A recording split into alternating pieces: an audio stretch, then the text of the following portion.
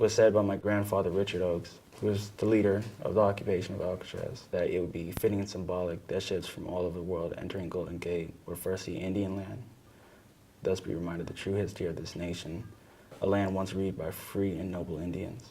The occupation of Alcatraz impacted American Indian communities in a big way. It abolished the relocation and termination policies that were set in place by the United States government to just eradicate the whole tribal system. When it came to Alcatraz, it was a beginning for me.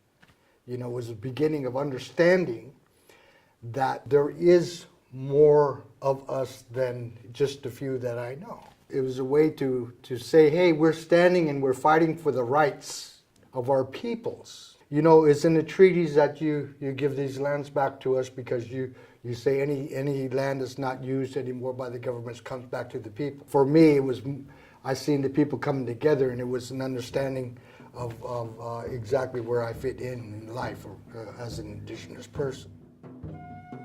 Go to Standing Rock, I had that same feeling again of a gathering and coming together as a people again to stand up and say, hey, stop doing these things of hate and hurt. To see our people and the flags of all nations of people down these roads and knowing that all these flags represented nations of people, that meant something to me.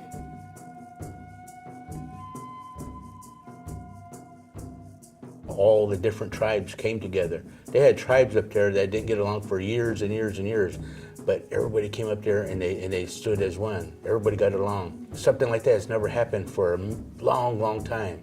When I was up there at the Sacred Fire, people from all over different tribes, they'd get up there. If they had something to say, they had a song to sing, a prayer to say, they'd get up there and they'll say it. They'd get up there and they talk about what's going on back at their home. There's a lot of bad stuff going on in the different reservations. Going away from home and having to raise my family, we went to a place amongst the Washoe Indian people.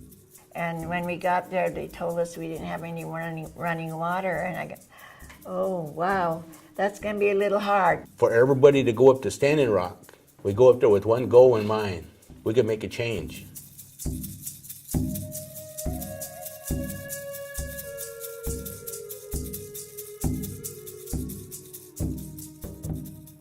I think the most important thing to me was the gift of life.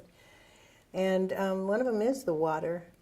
And I remember telling them a long time ago that, you know, someday it's going to cost money, you know, it's the only free thing left. So when we started having to buy water, I think I was so shocked.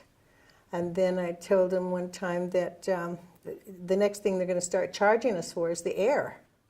And sure enough, I had to put a quarter in the little machine to fill my tires up. When we lost my son, the kids came back, and it was such a bad time.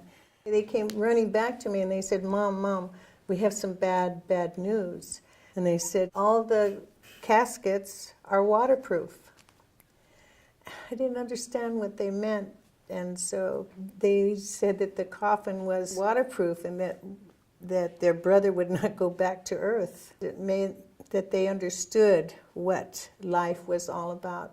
What I had told them about living is that it's a cycle.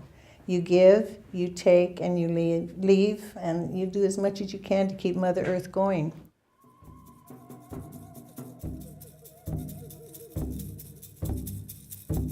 All these things come together was very important to me, you know, was the message of protection of water. We will not live without water. I know that water is so very important. Water is life.